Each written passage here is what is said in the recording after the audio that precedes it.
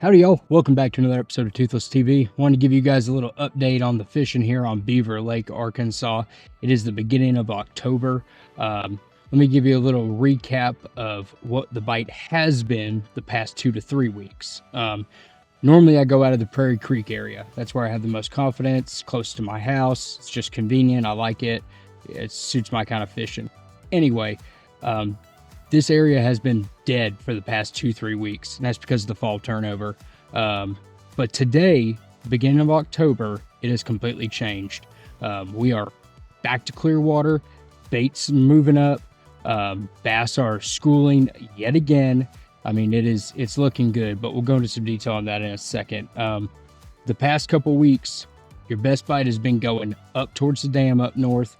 I've been putting in at Lost Bridge south, and going around that area, fishing main lake points, some secondary points back in like Indian Creek and stuff like that. But mostly main lake points, main lake humps, behind some islands, and some flats, stuff like that.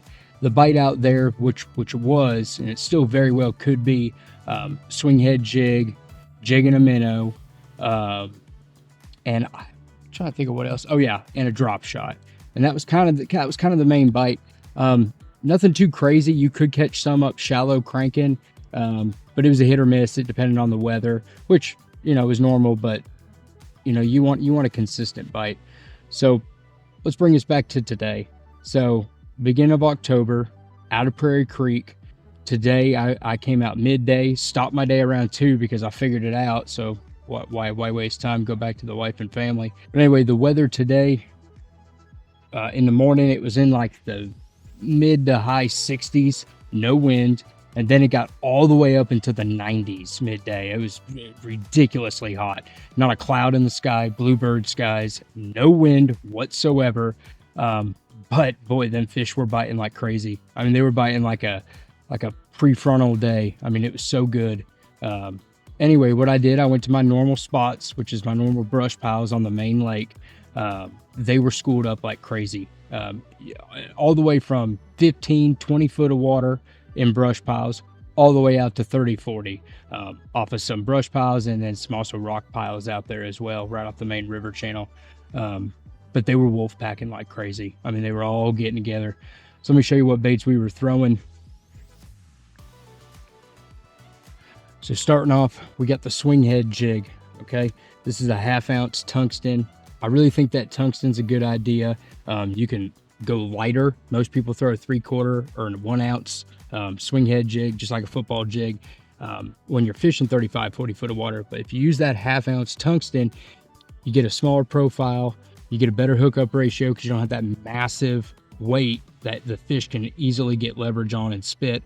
And then also I like these little ones here because I can put my own hook on there. This is an Owner 1/0 EWG, and I got that on a Zoom speed crawl. This is Green Pumpkin Magic, and I think that smaller bait is what's really been enticing them, even with the spotted bass up here. Still, I was catching largemouth on this too a couple weeks ago. For some reason, they just did not like that big bait. They really like this small stuff right now. But this has been a consistent bite, whether you're going up north or here in Prairie Creek now at the beginning of October. This has been key. Highly recommend this.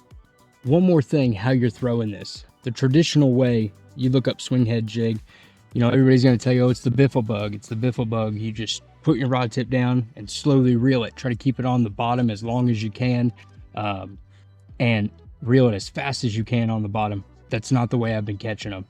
The way I've been catching them is a slow drag, just like a football jig. I'll drag it a little bit. I mean, I'm talking rod tip maybe goes 6 inches, like not a long drag at all. I'm barely hopping it off the bottom, and then I'll just let it sit there. Then I reel my slack up, just wait a second, see if you feel a bite on there, because normally that's when you'll get it, when you're reeling that slack in after you're done pulling, and you'll feel them. I mean, it's like a Carolina rig. You will feel them, boom, boom, reel down, crack them, set the hook, and you'll get them in the boat. It's been an amazing bite and quality fish too. Next up, surprise, surprise, thing that's been biting everywhere. It's the jig head minnow. This is range roller head. I really like it. It's easy. You don't have to tie a loop knot. You can tie a straight uni, Palomar, whatever you like. I have tried a bunch of different baits, but I've noticed that the Crush City, the Crush City freeloader has been the money. I know it's an expensive bait, but you can get 3 or 4 fish out of one if you're lucky. And I've noticed that the green shad color, let me see if I can get that better there for you.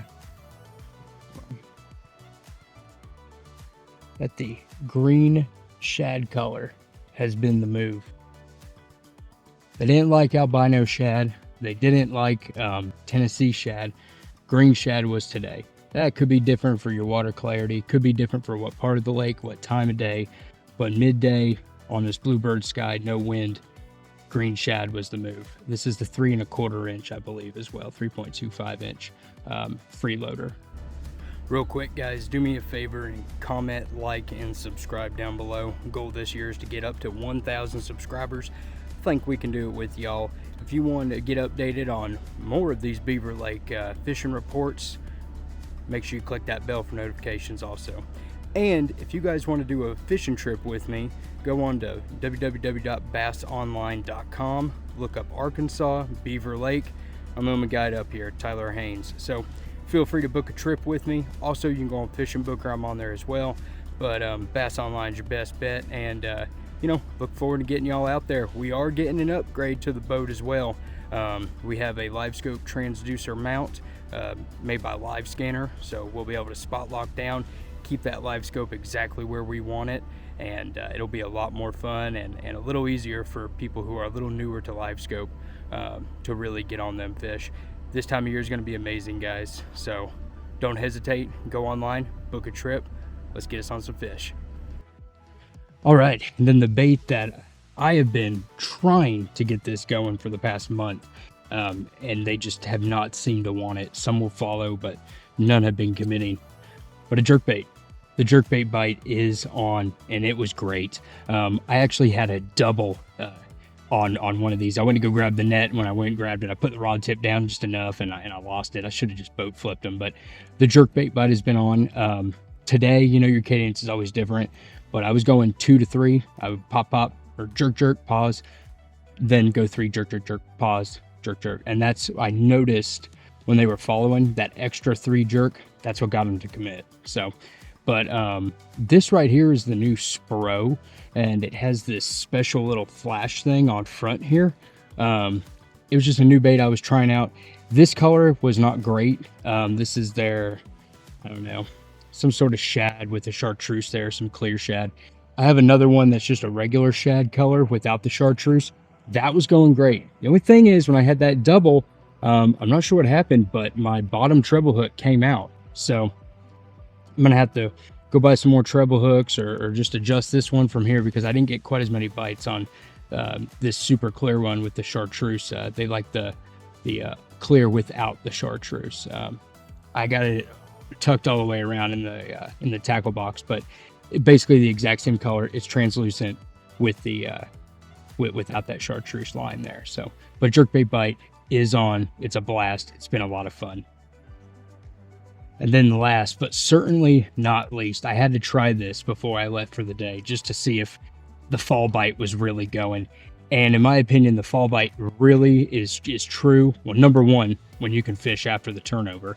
But number two, when you can get a fish to commit to topwater midday. And let me tell you, it is impossible for most people to think a fish is going to bite topwater on a 90-degree day, bluebird skies, post frontal with no wind. I mean, and we're fishing out of 40 foot of water. So you wouldn't think it'd be possible, but I was watching my LiveScope. I threw a big old popper, and let me tell you, I was working this thing fast. I was boom, big splash, big glug, boom again. I mean, I wasn't giving it hardly any time to sit, and you just watch them. I'd throw past them on the scope. They were all on some brush pile, and this was 35, 40 foot of water, and they just come skyrocketing towards it. And I noticed that if I didn't work it fast, if I worked it traditionally like I do a popper, it's fairly slow with a moderate large splash. up shallow and whatnot around timber. They didn't want it, but that fast, consistent, and we got 2 or 3 fish to commit on the top water on the same brush pile as we were catching everything else. I mean, it was insane. It was great. And again, this was 1 o'clock in the afternoon, hottest time of the day. There was no wind either. I mean, it was maybe a little chop from some wake boats, but that was about it. And man, it was amazing. So I definitely think Beaver Lake, if you're fishing the Prairie Creek area, which I highly recommend, it's the best boat ramp on the lake in my opinion. It's the easiest to get to if you live in the Bentonville, Rogers area, and you're going to get all 3 species of bass out here: largemouth, spots, and smallmouth. And it's been incredible. The bait fish I've noticed are still main lake area. They're not in the backs of the creeks, not yet anyway, not that I've seen. Don't go past Highway 12. It's not good. Water's murky. But if you stay up towards this area all the way down to Copper Mine, you're going to find them. Get you on some brush piles and have fun, y'all. Thanks. We'll see you again next time.